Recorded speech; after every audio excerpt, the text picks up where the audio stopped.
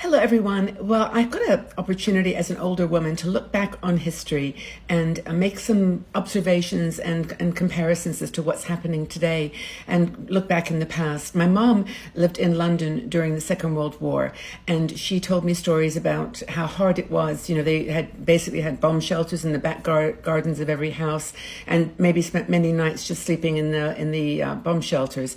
She talked about rationing and how food was literally rationed. You only got a certain amount of butter, a certain amount of sugar every month, and how children were taken from their homes in the cities, in London, for example, out to the countryside, separated from their families, and with teachers and helpers going with them. But just the amazing impact that had on the culture.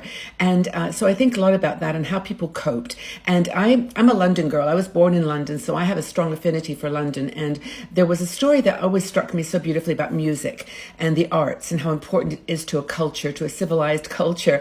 And the story was that during the war, all the galleries were shut down, all the National Gallery, for example, but they put a piano outside the National Gallery. And there was a woman, her name was Myra Hess, and she suggested to Winston Churchill, who was the Prime Minister, of course, that she play the piano once every week, I think it was, just as a concert outside for people to join.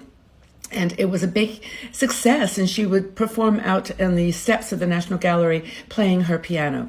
And there was a lot of controversy about money being used for the wartime effort, and many people wanted to cut back on the arts and music. And Winston Churchill said that when someone said they're going to take away the piano, they're going to take away the cut back on the arts, he said, "You can't do that. What are we fighting for?" And those words were so powerful because what they were fighting for was not just the security of the country, but it was the whole being of England and the UK. It was the culture. It was the tradition, the history, the way that they were. That was what they were fighting for. And I thought it was a beautiful statement for him to have made. And also how important music is in helping people get through tough times. And we've written about this on 60andMe a lot because music has helped people, well, first of all, to relax.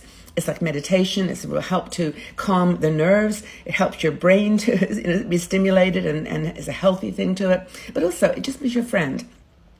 Music is your friend in tough times. And I don't know whether you agree with me on this. I mean, how often do you enjoy music? What are your favorite songs? What are the music that you listen to? What is the music you listen to? I'd love to know. But just interesting to look back on the past and how people coped. And one of the parts that they got through was with music and with culture and art. I love this story.